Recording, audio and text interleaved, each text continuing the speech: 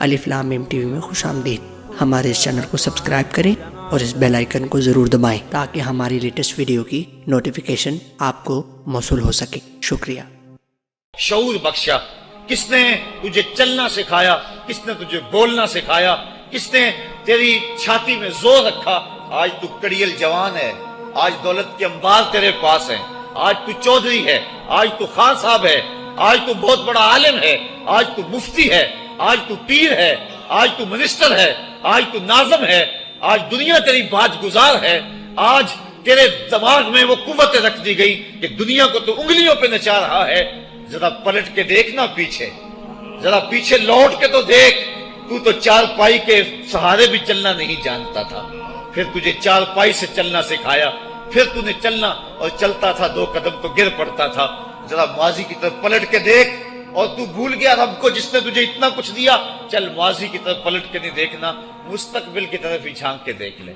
ایک وقت پھر دوبارہ تیرے اوپر ایسا آئے گا، پھر تیری بولتی بند ہو جائے گی، پھر تیرا چلنا بند ہو جائے گا۔ چار پائی سے لگ گیا، مورے میں تکلیف ہو گئی، تو فالج زدہ ہو گیا۔ سارے گھر والے 4 دن تو بڑی خدمت میں لگے رہے، لیکن انہیں اپنے کام بھی تو کرنے تھے۔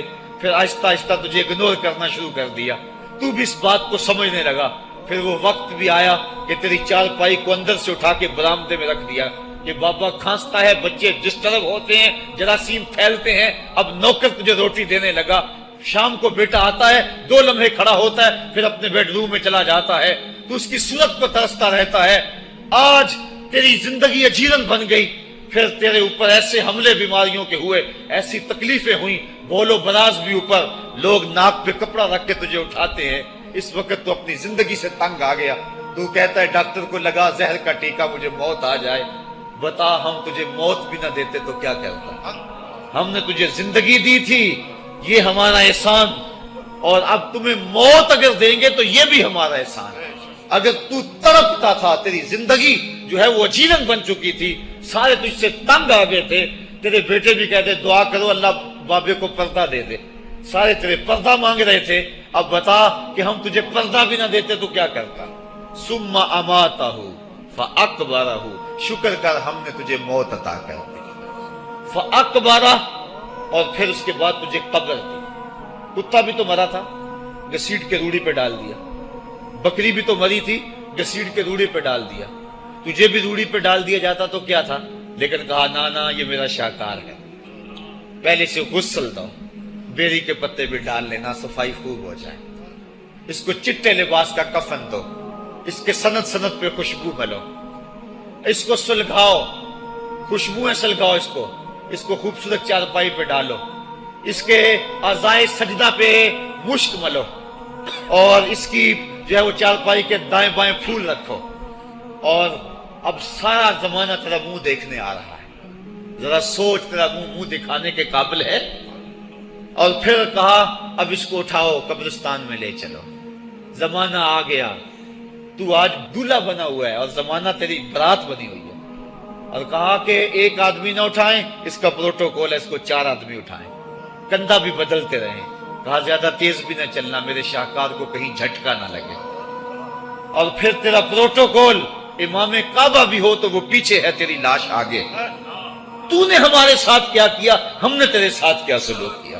یا ایھا الانسان ما غرک بربک الکریم، ہم نے کہا اس کے لیے چھوٹا سا گھر بنا دو، اور اس کے اندر پردے میں اس کو رکھ کے اوپر سے مٹی ڈال دو، اوپر پھول ڈال لو، اور پھر اتنی دیر تک کھڑے رہو جتنی دیر تک اونٹ کو ذبح کرتے ہیں، اس کی کھال ادھیڑتے ہیں، اس کا گوشت بناتے ہیں، پھر اس کو تقسیم کرتے ہیں، اور پھر آؤ تو دعائیں شروع کر دو، کبھی کل کی محفل سجا دو، کبھی 10ویں کی، کبھی چہلم کی۔ اے انسان، تیرے ساتھ جو کچھ ہوا لوگوں کی نظروں کے سامنے تجھے رسوا تو نہیں کیا میں نے؟ یا ایھا الانسان ما غرک بربک الکریم، ذرا پیچھے پلٹ کے دیکھ لے، نہیں تو آگے جھانک کے دیکھ لے، تجھے کبھی تو شرم آئے گی۔ تو کہاں بھٹک گیا، کہاں بہہ گیا؟ آ جا اس کریم رب کی طرف جو 70 ماؤں سے زیادہ پیار کرتا ہے۔ آنا تو نے ہے ہی، آج نہیں تو کل آئے گا، تو کل جو پھر کفن میں منہ چھپا چھپا کے آتا پھرے گا، آج کھلے منہ ہی آ جا۔ آج میری رحمتیں تیرا بڑھ بڑھ کے استقبال کر رہی ہیں۔ روبی بن حراش ایک بزرگ ہوئے اور تابعی ہیں، تابعی وہ تھا جس نے صحابی کو دیکھا ہو، ساری زندگی ان کے چہرے پہ مسکراہٹ نہیں آئی. وہ کہتے تھے کیا خبر میرا انجام کیا ہوگا. شیخ سعدی فرماتے ہیں جب تو دنیا پہ آیا تھا نا تو روتا تھا، یہ سارے ہنستے تھے. بچہ جب پیدا ہوتا ہے تو اور اس کا رونا اس کی زندگی کی دلیل ہے. جب تک بچہ چیختا نہیں سارے پریشان ہوتے ہیں، آواز نہیں آ رہی، پتہ نہیں زندہ ہے کہ جو ہے وہ گوشت کا لوتھڑا ہے. جب بچہ چیختا سارے خوش ہو جاتے ہیں، مبارکیں دیتے ہیں، مٹھائیاں بانٹتے ہیں. تو اس کا رونا اس کی زندگی پہ دلیل. شیخ سعدی فرماتے جب تو آیا تھا تو روتا تھا، یہ ہنستے تھے. ایسے زندگی گزار تو ہنستا ہوا جائے، یہ روتے رہ جائے. یہ نہ ہو کہ روتا آیا تھا روتا ہی جانا پڑے تجھے. روبی بن حراش ساری زندگی نہیں مسکرائے. فرماتے تھے کیا خبر میرا انجام کیا ہوگا. وقت بیتتا گیا، آخر میں فوت ہو گئے. ان کا بھائی ربی بن حراش غسال کو بلا لایا کہ میرے بھائی کو غسل دو. غسال جب غسل دینے کے لیے داخل ہوا تو فوراً باہر پلٹ آیا. ربی پوچھنے لگا کیا ہوا ہے. کہا یار تیرا بھائی بڑا عجیب ہے. کہا ہوا کیا ہے. کہا نحنو نغتسلہ وہو یتبسم، ہم اسے غسل دیتے ہیں وہ آگے سے مسکراتا ہے. کہا اس نے قسم کھائی تھی جب تک اپنا اچھا انجام نہیں دیکھوں گا نہیں مسکراؤں گا. اس کو امام ابو نعیم نے حلیہ میں لکھا، روز الانف کے اندر امام سہیلی نے لکھا، قاضی ایاز مالک اندلسی نے شفا میں لکھا، اور اسی کو امام جلال الدین سیوطی علیہ رحمہ نے جو ہے وہ الخصائص الکبریٰ میں لکھا. کہا یا تیرا بھائی بڑا عجیب ہے، ہم اسے غسل دیتے ہیں وہ آگے سے مسکراتا ہے. تو اس نے قسم کھائی تھی جب تک اچھا انجام نہیں دیکھوں گا نہیں مسکراؤں گا. آج اس نے اپنا اچھا انجام دیکھ لیا تبھی تو مسکرا رہا ہے. 12 لوگوں کے 2 گروہ بن گئے. ایک کہنے لگے کہ یار یہ ویسے گڑی ہوئی بات ہے، بلا کوئی بندہ مرنے کے بعد بھی مسکرا سکتا ہے. ایک گروہ کہتا ہے یار بندہ بڑا اچھا تھا، ہو سکتا ہے کہ مرنے کے بعد مسکرایا ہو. زندگی تو اس نے دکھ سے گزاری لیکن بعد میں تو سکھ ملا ہوگا. اتنے میں انہیں غسل دے دیا گیا اور لوگ اکٹھے ہو کے ان کے گھر آ گئے. انہیں کفن دے کے پٹڑے پہ ڈال دیا گیا. ربی بن حراش نے جب لوگ باتیں کر رہے تھے، کوئی کہہ رہا تھا صحیح ہے کوئی کہتا ہے غلط تھا، تو اس نے کفن سے ہاتھ باہر نکالا اور لوگوں کو کہا السلام علیکم. لوگوں نے کہا وعلیکم السلام اتتکلم بعد الموت. عجیب بات ہے، مرنے کے بعد باتیں کر رہے ہو. قال نعم اتکلم بعد الموت. کہا ہاں ہاں میں مرنے کے بعد ہی باتیں کر رہا ہوں. عرش فرش تے بانگا ملیاں تے مکے پہ گیا شور. بلے شاہ سا مرنا نہیں تے گور پہ آ کوئی ہور. فَلَنُحْيِيَنَّهُ حَيَاتًا طَيِّبَةً. ان کو حیات طیبہ بخش دی جاتی ہے جو اللہ کے نام پہ اپنی زندگی گزار دیتے ہیں. میرا رب کہتا ہے کہ میں ان کو مرنے نہیں دیتا، ان کو ستھری اور پاکیزہ زندگی دیتا ہوں. اور اقبال کہتا ہے فطرت ہستی شہید آرزو رہتی نہ ہو، خوب تر پیکر کی اس کو جستجو رہتی نہ ہو. موت کو سمجھا ہے غافل اختتام زندگی، یہ ہے شام زندگی صبح دوام زندگی. تو کہا ہاں ہاں مرنے کے بعد باتیں کروں. لوگوں نے کہا بتا پھر تیرے رب نے تیرے ساتھ سلوک کیا کیا.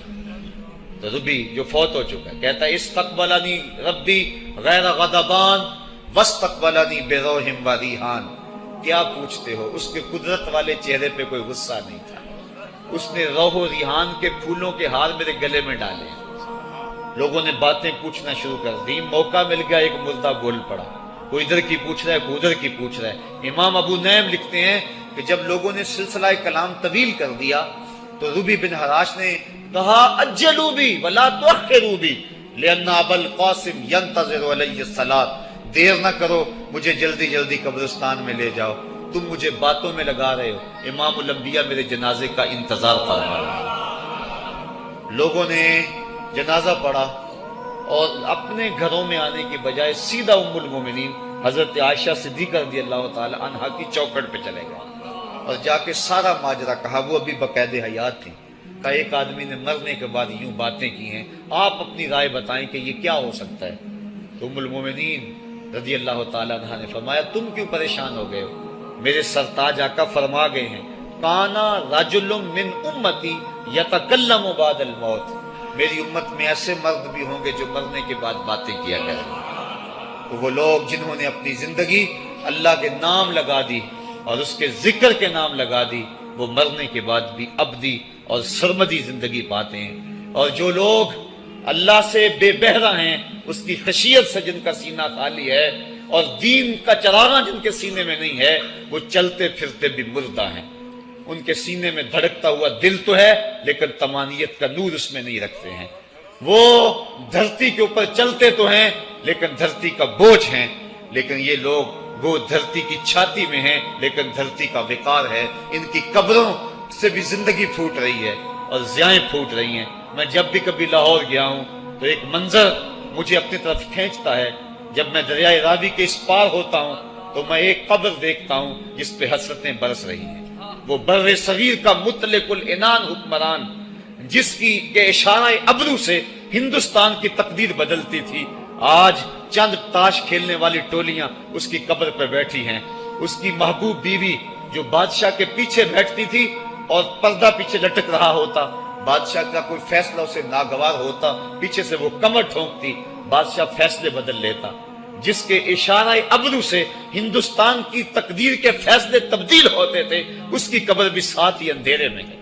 اور اس کی بیٹی کی قبر کے اوپر زیب النساء کے مقبرے پہ لکھا ہے: بر مزار ماں غریباں نہ چراغے نہ گلے، نہ پرے پروانہ سوزد نہ صدائے بلبلے. ہم غریبوں کی قبر پہ کون چراغ جلانے آئے گا، کون پھول ڈالنے آئے گا؟ نہ کوئی بلبل گیت گانے آئے گی اور نہ کوئی پروانہ پر جلانے آئے گا. یہ وہ جو مطلق العنان تھے، یہ ان کی قبر کی کہانی سنائی. اور جب میں دریائے راوی کا کنارہ پار کرتا ہوں تو ایک لوح مزار وہ بھی ہے جہاں جلی حروف میں لکھا ہے: گنج بخشے فیض عالم، مظہر نور خدا، ناک سارا پیر کامل، کامراں را رہنما. جب زندگی ایک طرح کی نہیں ہوتی تو پھر موت بھی ایک طرح کی نہیں ہوتی. جب دنیا پہ رہنے والے لوگ ایک طرح سے زندگی نہیں گزارتے تو ان کی برزخ بھی ایک طرح کی نہیں ہوتی. تو یہ ہیں وہ لوگ جن کی قبروں پہ آج بھی چراغاں ہیں، جن کے نام کا آج بھی تنتنا ہے. 1000 سال گزر گئے، ان کی نسبی اولاد تو کوئی نہیں ہے، انہوں نے شادی بھی نہیں کی تھی، لیکن اس کے باوجود دن کو چلے جاؤ، کڑکتی دوپہر کو چلے جاؤ، برستی بارش میں چلے جاؤ، لمبی رات کی تنہائی میں چلے جاؤ، موسم کی کسی بھی شدت میں چلے جاؤ، حکومتوں کے بدلتے ہوئے ماحول، مارشل لاؤ کی کیفیتیں، جس دور جس حالت میں مرضی جاؤ، آپ کو وہاں میلہ نظر آئے گا، وہاں ہجوم عاشقہ نظر آئے گا. ارے میں گسارو سویرے سویرے، خرابات کے گرد پھیرے بپھیرے، کبھی اس طرف بھی گزر کر تو دیکھو، بڑی رونقیں ہیں فقیروں کے ڈیرے. تو وہ لوگ جنہوں نے اپنی زندگی اپنے مالک کے نام گزاری وہی زندہ ہیں، وہ سرمدی اور ابدی زندگی پائے ہوئے ہیں. صاحبو، اب میرے اور آپ کے پاس سانسوں کا موقع موجود ہے، ورنہ یہ سانسیں تیزی کے ساتھ پگھل رہی ہیں. میں کل امام راضی کو پڑھ رہا تھا، وہ کہتے ہیں، ایک بزرگ فرماتے ہیں مجھے سمجھ نہیں آ رہی تھی ان الانسان لفی خسر کی، کہ بے شک انسان گھاٹے میں ہے. تو میں سوچ رہا تھا کیسے گھاٹے میں ہے، تو کہا کہ مجھے سمجھ اس طرح آئی کہ میں بازار گیا، میں نے ایک شخص کو دیکھا جو پھٹے پہ برف رکھ کے بیچ رہا تھا، اور آواز کیا لگا رہا تھا: ارحمو ارحمو من یذوب راس مالہ، اور رحم کرو اس بندے پہ، اگر تم نے تھوڑی بھی دیر لگا دی اور میرے سے سودا نہ خریدا تو میرا جو راس المال ہے میرا وہ بھی لٹ جائے گا، کیونکہ برف تو میری پگھلی جا رہی ہے، اور اگر تم نے خرید لی میری برف تو میرے پیسے کھڑے ہو جائیں گے، اور اگر تم نے میری برف خریدنے میں دیر کر دی تو جو میں نے پیسے لگائے ہیں میرے وہ بھی پورے نہیں ہوں گے. تو وہ کہہ رہا تھا ارحمو من یذوب راس مالہ. وہ کہتے مجھے ان الانسان لفی خسر کی سمجھ نہیں آ رہی تھی، اس کے اس جملے کو سن کے سمجھ آ گئی کہ انسان جلدی جلدی اپنی سانسوں کو گوا رہا ہے، اسے چاہیے کہ جلدی جلدی ان سانسوں سے کام لے لے، ورنہ یہ سانسوں کی برف پگھل جائے گی اور اس کی یہ پونجی بھی برباد ہو جائے گی. تو صاحبو، میں اور آپ لمحہ لمحہ موت کے قریب ہو رہے ہیں، لمحہ لمحہ موت کے قریب ہو رہے ہیں. آج میں دوپہر کو بیٹھا تھا تو وہ ایک شخص آ کے میاں صاحب کا شعر پڑھنے لگا: دیگر تے دن گیا محمد اوڑک نو ڈب جانا. تو میری نظر چلی گئی، میں نے کہا ابھی تو 10 بجے ہوں گے، تو میں نے کہا صبح کے 10 بھی بج گئے اور پھر 12 بھی بج جانے، پھر ظہر بھی ہوگی، پھر دیگر بھی ہوگی، اور اس کے بعد پھر شام بھی ہو جانی ہے. اب ہم دیگر تک تو پہنچ گئے ہیں، اب شام کے تدلکے بھی قریب ہو گئے ہیں، تو یہ دن ڈوب جانا ہے تھوڑی دیر کے بعد. یہی مثال ہماری زندگی کی ہے. کوئی دوپہر تک آ گیا ہے، کوئی چاش تک آ گیا ہے، کوئی ظہر تک آ گیا ہے، کوئی عصر تک آ گیا ہے، اور کسی کی زندگی کا سورج بالکل غروب ہونے کے قریب آ گیا. صاحبو، پتہ کوئی نہیں کہ ہمارا اگلا قدم کہاں ہے۔ اس سے قبل کہ کوئی حجت باقی نہ رہے، مجھے آپ کو اپنی زندگی پہ نظر ثانی کرنا ہوگی، اپنے گناہوں کا اور اپنی نیکیوں کا حساب لگانا ہوگا۔ ایک ترازو تو کل محشر کے میدان میں لگے گا، ایک ترازو ضمیر کی عدالت میں آج ہی لگانا ہوگا۔ ہمیں دیکھنا ہوگا ہمارے پلے کتنے عمل ہیں اچھے، اور جو اچھے عمل ہیں ان میں خلوص والے کتنے ہیں، لوگوں کے دکھاوے والے کتنے تھے، رب کے لیے کتنے عمل کیے اور لوگوں کے لیے کتنے کیے۔ تو پھر ترازو لگا کے ہم نے اپنے اعمال نامے کو آج ہی تولنا ہے اور وزن کرنا ہے، اور اپنی زندگی کو نیکی کا حسن دینا ہے۔ وقت کٹ رہا ہے، زندگی لمحہ لمحہ موت کے قریب ہو رہی ہے۔ قبل اس سے کہ کوئی حجت باقی نہ رہے، ہم ہاتھ ملتے رہ جائیں، پچھتاتے رہ جائیں تو کیا فائدہ ہوگا؟ بلکہ میں نے تو پڑھا کتابوں میں، علماء لکھتے ہیں قیامت کے دن تو نیکوکار بھی پچھتائیں گے۔ بدکاروں نے تو پچھتانا ہی پچھتانا ہے، نیکوکار بھی پچھتائیں گے۔ بدکار تو اس لیے پچھتائیں گے انہوں نے اتنے گناہ کیوں کیے، تو نیکوکار کیوں پچھتائیں گے؟ جب وہ اپنے اچھے اعمال کی جزا دیکھیں گے تو وہ پچھتائیں گے، ہائے جو چند لمحے ضائع ہو گئے وہ بھی کیوں ضائع ہو گئے، وہ بھی میں نے کیوں برباد کر دیے، وہ بھی اس راستے پہ ڈالے ہوئے ہوتے۔ تو آج مجھے آپ کو موقع ہے، دیکھیں قبریں کتنی، قبریں جو ہیں وہ ہمارے کتنے ملنے والے، ذرا نظر دوڑائیں نا، آج ہم کتنوں کو کندھوں پہ اٹھا کے قبرستان چھوڑ آئے ہیں۔ حضرت غوث اعظم رضی اللہ تعالیٰ عنہ فرماتے ہیں، جا کے قبرستانوں میں دیکھو کتنے کتنے حسینوں کی مٹی خراب ہو رہی ہے، جو اپنے بدن پہ ایک چٹکی مٹی نہیں پڑنے دیتے تھے، آج ان کا کفن بھی تار تار ہو گیا ہے۔ جو اپنے کلف لگے کاٹن کو سلوٹ نہیں آنے دیتے تھے، آج ان کے کفن بھی ٹوٹ گئے ہیں اور ہڈیوں کے جوڑ جوڑ الگ ہو گئے۔ تو وقت ہمارے اوپر وہ آنے والا ہے، کسی نے آج تک موت کا انکار نہیں کیا۔ میں نے لوگوں کو خدا کا انکار کرتے دیکھا، آپ نے بھی دیکھا، لیکن کوئی موت کا آج تک انکار کرتا نہیں دیکھا گیا۔ موت اپنا آپ منوا لیتی ہے۔ میں اور آپ موت کے بتدریج قریب ہو رہے ہیں، ہمارا اٹھنے والا ہر قدم ہمیں موت کے قریب کر رہا ہے۔ تو قبل اس سے کہ وہ وقت آ جائے اور کوئی حجت باقی نہ رہے اور ہم ہاتھ ملتے رہ جائیں، وقت پر کافی ہے ایک قطرہ بھی آب خوش ہنگام کا، جل گیا جب کھیت برسا بھی تو پھر کس کام کا، پھر تو پچھتاوا ہی ہوگا۔ آج ہم پچھتا لیں تاکہ زندگی میں حسن نیکی کا آ جائے۔ یہ میری آپ سے درد مندانہ اپیل ہے، گزارش ہے، اور میری آپ سے التماس ہے کہ یہ تھوڑی سی زندگی اللہ نے جو مجھے اور آپ کو ودیت کی ہے، یہ بڑا تھوڑا سا عرصہ ہے، تھوڑا سا موقع ہے۔ یہ دنیا بوائی کا موسم ہے، آخرت کٹائی کا موسم ہے۔